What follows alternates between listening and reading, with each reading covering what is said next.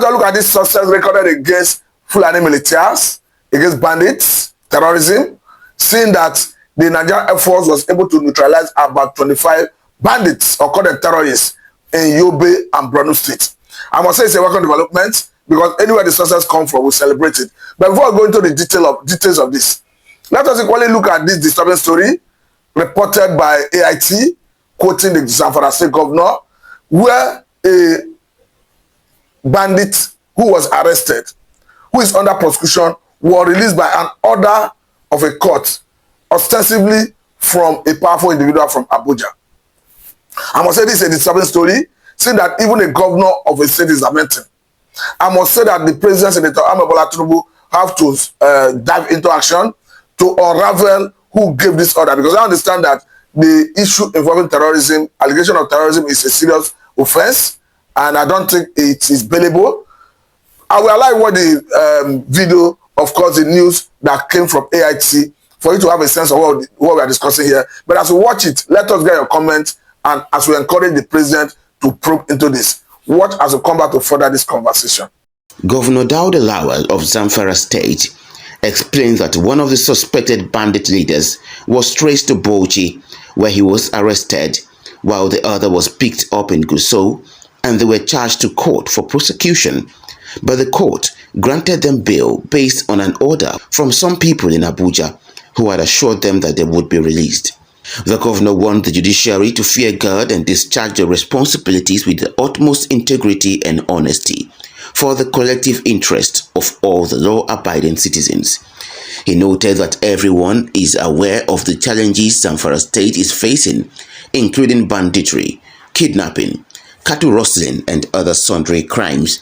He says all hands must be on deck to tackle them. Recognize that the good people of Zamfara State require a judicial system that protects the rights of citizenry.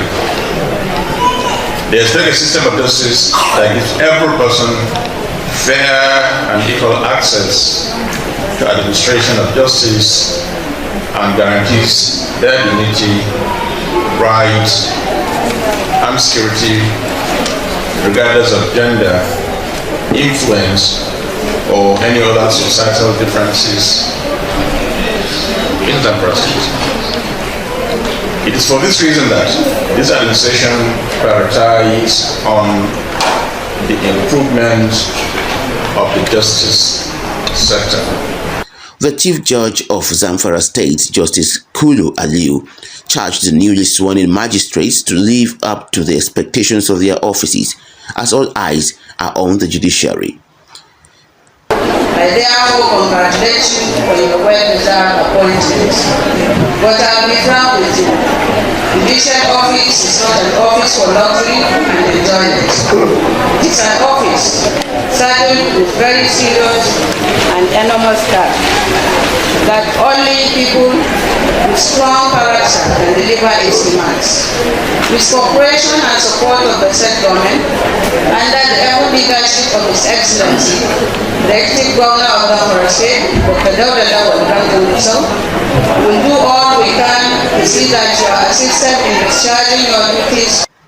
Governor Dauda Lawal has been talking tough in recent times, accusing some prominent individuals whom he believes sit in Abuja and initiate negotiations with the bandits in the state without his knowledge.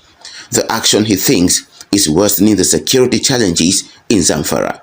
And he said with the right political will, the troops can end banditry in 2 weeks. So I will watch that video. I think it's very clear that there are some powerful individuals, entities who may be backing this terrorism and terrorists, or call them Fulani military. Because if a state governor will have an interest in a case, and somebody can give an order that will make a court to release such suspect, or somebody who is under prosecution who carries such heavy allegation, it goes to show that the president must personally intervene to see that such persons are prosecuted, brought to justice, to act as a deterrent to others. I must say it's unacceptable because life is being wasted on daily basis.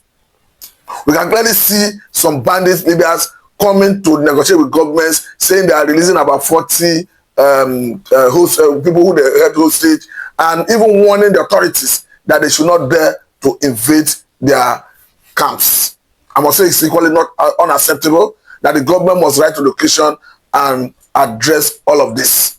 But before I go further, let me bring you what happened in Borno and Yobe State as reported by The Punch. He said, Nigerian Air Force strikes key 25 terrorists in Borno, Yobe. He go further to say that the Nigerian Air Force has killed more than 25 terrorists in a coordinated night air operation at Bula in Yobe and Bariki Axis of Borno. This is contained in a statement released by the Director of Public Relations and Information, Nigerian Air Force, Air Commander Ehimen Ejodame on Saturday in Abuja. I must say it's a welcome development. We always like to hear this type of news. It is pleasant to the ear, unlike what we just narrated, the narrative that saw a supposed bandit leader who is under prosecution being released. I must say that is not palatable to the ear, and that the authorities, particularly Mr. President, should personally wade into this and ensure that such character is prosecuted. Because one thing is certain, that as soon as we start seeing prosecution in respect to those bandits, it will start acting as a deterrent to others. Because it is already a case of national concern, seeing that what hitherto before now happened in the other part of the country is already being exported to the southern part of the country. Because before now, the issue of banditry, the issue of terrorism of this magnitude was only restricted to the northern part of the country. But currently, it's already taking root in the southern part of the country. A reason it must be quickly addressed. And the worst part of it is that this issue of terrorism is somehow rooted in religion. It's somehow rooted in Islam. Because those who lead them, those who practice, who are members of these terrorist groups, will always tell you that they believe in Islam. So that is why those who are leaders of Islam in the north, that is why those who are stakeholders in the north, the government and every one of them, must ensure that they address this from the ideological point of view. And how to address it from the ideological point of view is simple. To ensure that every children being raised in the north is not allowed to be wallowing without proper parental care, without societal care. Because I can understand that it is the very reason we now see that children will grow up into adulthood and become vulnerable to be radicalized. Because from the cradle, the parents didn't give them proper education for them to differentiate between bad and good. And if in a way, the North currently or recently, some of their stakeholders raised issue of out-of-school children, trying to blame federal government for out-of-school children in the North. But the question is, why is it that we do not see as much as we see out-of-school children in the North in the southern part of the country? Though I totally agree that under universal basic education, that the responsibility of training Nigerian child rests in the 3 tiers of government. However, what belongs to the federal government to do is the policy direction and the funding. And that they do for the 36 states is a responsibility they shoulder on behalf of the 36 states. So the actual business of building the school structures, engaging teachers, ensuring that children are in school beholds rests with the local governments and the state government. That is why the northern states must rise to the occasion to address it the way the southern part of the country is addressing it. But I understand that under the former government of Goodluck Jonathan, the Jonathan government strived to build and manage schools in the north.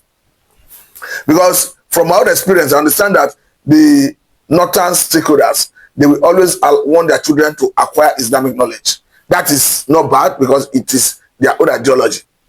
But the point is, as they acquire Islamic knowledge, they should acquire Western education side by side with it, so that they can build their own human capital, so that they can ultimately contribute to Nigerian economy.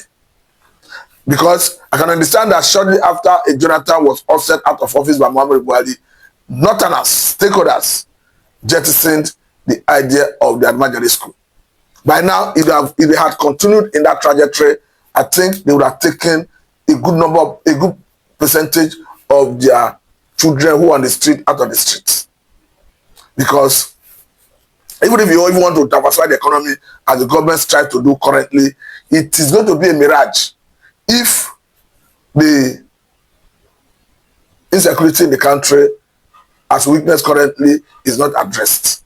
Because no investor will be willing and ready to bring his investment into an economy where you have issues of killing, maiming, raping, as you have currently. Because the world is already a global village. They see what is happening here in Nigeria. So the best option is for federal government to move in, acquire monopoly of currency power, deal with all these issues so that investors can start coming in. So it is into that dimension. Those who are being raised currently, as in the children, should be getting proper parental care, societal care, so that they will not be vulnerable to be radicalized. But those who are already radicalized should face the music in terms of being arrested and prosecuted. Those that cannot be arrested should be neutralized in the battlefield. Because we have come to realization that the whole idea of repentant bandits, repentant Boko Haram is just a deceit. Because even the former governor of Kaduna State made it very clear that there is nothing like repentant bandits. That the only repentant bandits who have died. That his own ideology is to disalive them, send them to their creator who have the ultimate power to join them. And I think that his position is potent, because we can clearly see what happens, that even some Boko Haram members who come out and say they are repented, it has turned out that in most cases they go back to crime and criminality. So the best bet is for federal government to synergize with the state governments and local governments, acquire monopoly of currency power, smoke the bandits out of their hiding places, send them running, and bring them to justice. I think that is the legitimate and right thing to do in this circumstance. Because the constitution is very clear that the welfare of the people and their security shall be the primary purpose of governance. That is section 14, section 2B of 1999 Constitution as amended. It's very clear. So hence, the Constitution puts the responsibility of protecting lives and property of the people in the office of the president, in the offices of the governors and the local government chairmen. More so, as they are taking an oath to that effect, they must do it without excuse, collectively. Because life is sacrosanct. Life is sacrosanct because as human, we don't know what it takes to create life. Any life that is lost cannot be recovered except by divine intervention, by mercy of God. And it is always in exceptional cases. So that's why the government must do everything humanly possible to protect lives and property. Because the lives of Toji Bello, the lives of Ada Leru, or the recent one that came out, the one that came out and was even warning federal government that they should not come and dare to invade his camp. I think the government must have what it takes to dare them, invade their camps, smoke them out, set them running, and bring them to justice. There's no better way to say it, because these are people who have no value for human life. We cannot forget in a hurry how about 50 persons were disallowed in Plateau. A similar thing happened in even Benue State, a situation that even made the governor of Plateau State, Mufwang, allege that what happened in his state is purely genocidal invasion. And a monarch in Benue State echoed a similar thing when the president visited Benue State recently. So it got to show that it is a systemic thing. And the system is the same thing everywhere they want to make that statement. The only thing that is lacking is the ability of federal government to police every inch of Nigerian territorial integrity. And the best way to do it is to acquire monopoly of currency power. We cannot forget in a hurry how even American government came from their own country to Sokoto here in Nigeria to rescue a 27-year-old Philip Martin. I think this happened about 5 years ago. We are talking about capacity. I'm not saying we could have gotten there, because we understand that even in Soleimani, whom America took out from Iraq, and the Iranian military diplomat, that couldn't have happened without expertise and competence. I'm not saying we could have gotten there, but at least, if not for anything, let us try to possess monopoly of currency power to possess every inch of Nigerian territorial integrity, so that the likes of Toji Bello, the likes of Ada Aleru, and every other bandit leader and bandit member, we know that it's no longer business as usual. So that we deny the space to operate as a country. I must say very big thank you for time. This is so much.